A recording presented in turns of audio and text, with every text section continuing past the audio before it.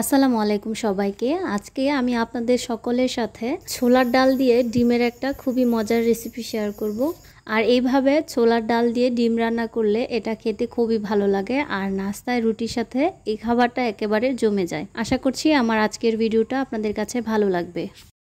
আজকে প্রথমেই আমি 1 কাপ পরিমাণ ছোলার ডালকে 2 থেকে 3 ঘন্টা পানিতে ভিজিয়ে রেখে তারপরে এটাকে ভালো করে ধুয়ে দিয়ে দিচ্ছি একটা পাতিলের মধ্যে।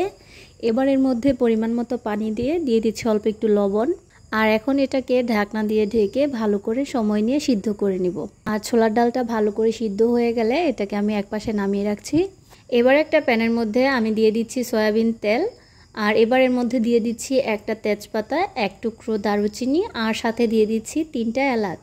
এবার গরম মশলাগুলোকে ভালো করে একটু ভেজে এর মধ্যে আমি দিয়ে দিচ্ছি 3টা পেঁয়াজ কুচি। আর এবারে পেঁয়াজগুলোকেও আমি ভালো করে কিছুক্ষণ ভেজে নিব। আর পেঁয়াজটা ভাজা হয়ে গেলে দিয়ে দিচ্ছি এর মধ্যে 1 চামচ পরিমাণ আদা বাটা আর 1 চামচ পরিমাণ রসুন বাটা।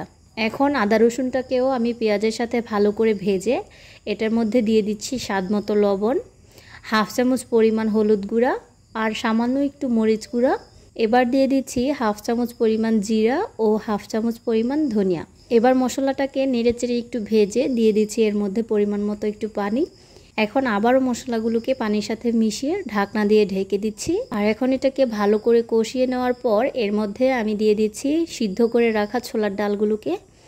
এবার মশলার সাথে ডাউলটাকে আমি ভালো করে একটু নেড়েচেড়ে একটু কষিয়ে নিচ্ছি। আর যখনই ডাউলের সাথে মশলাগুলো ভালো করে কষানো হয়ে যাবে তখন এর মধ্যে আমি দিয়ে দিচ্ছি একটা টমেটো কুচি।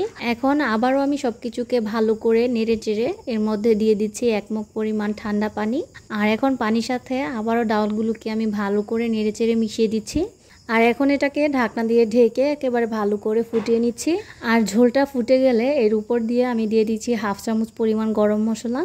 আর এই গরম মশলাটাকে আমি বাসায় তৈরি করে নিয়েছি। আর গরম মশলাটা দেওয়ার সাথে সাথেই আমি চুলার জালটাকে একেবারে কমিয়ে দিয়েছি। আর এখন আমি এর উপর দিয়ে এক এক করে ডিমগুলোকে দিয়ে দিচ্ছি। আপনারা চাইলে ডিমকে সিদ্ধ করেও এই ডাউলটা তৈরি করতে পারেন। ডিমকে সিদ্ধ করে তারপরে তেলের মধ্যে একটু ভেজে দিয়ে দিতে পারেন, কিন্তু আমি এখানে একটু তাড়াতাড়ি করার জন্য এইভাবেই ডিমটা দিচ্ছি। আর এখন সবগুলো ডিম দেওয়া হয়ে গেলে ঢাকনা দিয়ে ঢেকে এটাকে মিডিয়াম হিটে ফুটতে দিব। আর কিছুক্ষণ ঢাকনা দিয়ে ঢেকে রাখলেই দেখবেন ডিমগুলোর উপরের অংশটা সাদা হয়ে যাচ্ছে। এবার নিচ থেকে ডিমগুলোকে একটু আলগা করে দিয়ে দিচ্ছি এর উপর দিয়ে কয়েকটা কাঁচামরিচ ও ধনেপাতা। আর এখন কিন্তু আমার রান্নাটা পুরোপুরি রেডি। এবার এটাকে আমি গরম গরম সার্ভ করে নিচ্ছি। এইভাবে ডাউল দিয়ে ডিম রান্নার ক্ষেত্রে অবশ্যই চেষ্টা করবেন হাঁসের ডিমটাকে ব্যবহার করতে। এইভাবে হাঁসের ডিম দিয়ে রান্না করলে রান্নাটা খেতে অনেক বেশি ভালো লাগে। আর এখন এর ভিতরটা আপনাদেরকে কেটে দেখাচ্ছি। এখন কিন্তু এই ডিমটা হাফ বয়েল অবস্থায় আছে।